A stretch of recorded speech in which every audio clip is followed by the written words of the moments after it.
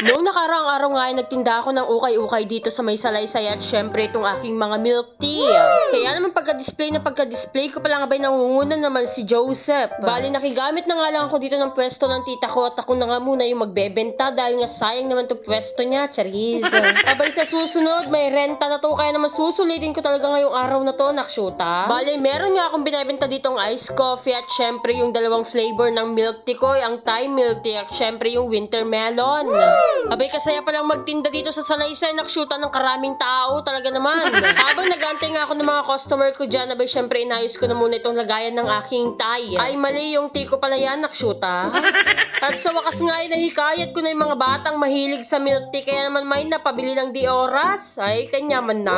Diyos ka, nang kasarap o tutuin na mga bata dito. Sabi ko sa kanila, punta nila yung nanay nila, humingi sila ng pera. Kabay nakshuta, pagbalik may mga pera na. Diyos ka, bet na bet ko talaga. Ang in-order niya na dito ay isang Thai milk tea kaya naman ginalingan ko. Abay meron pa nga ditong isang bata na hinihila yung damit ng nanay niya dahil nagpapabili ng milk tea. Kaya naman pasensya na kayo mga mamis. Diyos ko, nag-display lang naman ako, malay ko bang magugustuhan, nakshuta.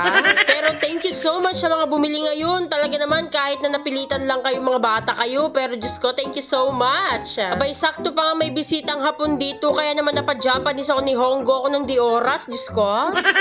Feeling ko nga nagustuhan niya ako at nagandahan siya sa akin dahil nga apat agad yung in-order niya. Loko, saan ka pa? Nagpakilala lang naman ako at ang sinabi ko nga sa kanya ay konnichiwa, Jenna des. Sabi ko lang sa kanya, best, Diyos ko, tuwang-tuwa na siya. Hi, kuna na si kaya, nakshuta. Amoy yung sungbat ko, syempre yung gumanin arigato gozaimasu. Loko, di nyo kinaya. Tuwang-tuwa nga talaga ako dahil nga sunod-sunod na rin talaga yung mga buyer kong mga bata. Diyos ko, nabudol na naman nila mga mamis nila. After ko naman matimplahan itong si ating maliit, abay syempre kumaway pa siya sa aking video. Abay sa wakas nga nakapagpahinga ako ng di oras kaya naman kumain muna ako ng mani dyan para merienda ko. At sa harap nga ng mga milk tea na benta ko, abay nasa harap din yung mga ukay-ukay namin na paubos na din talaga kaya naman 3 for 100 na lang yan. Tamang tambay na nga lang kami dito nagabita habang pinapaubos sa mga benta ko. Dahil nararamdaman kong mamaya-maya dudumugin ako dyan pag wala na yung araw. After ko naman magngata-ngata ng mani dyan na binili ko kay Auntie Tessie, abay syempre pumasok na ako dahil kukunin ko naman yung coffee ko. Wala pa nga bumibili ng coffee ko dahil Diyos ko, mahal din naman kasi kaya naman milk tea lang din talaga yung afford nila. Pero kapag bumili ka nga talaga ng iced coffee ko, Diyos ko, heaven. Alas 3 pa nga lang yan ng hapon kaya naman wala pang nagsisilabas ang mga bata, baka mga tulog pa. Pero Diyos ko, mahirap na, baka mapalo ka ng di oras ng sinturon pag hindi ka natulog sa tanghali.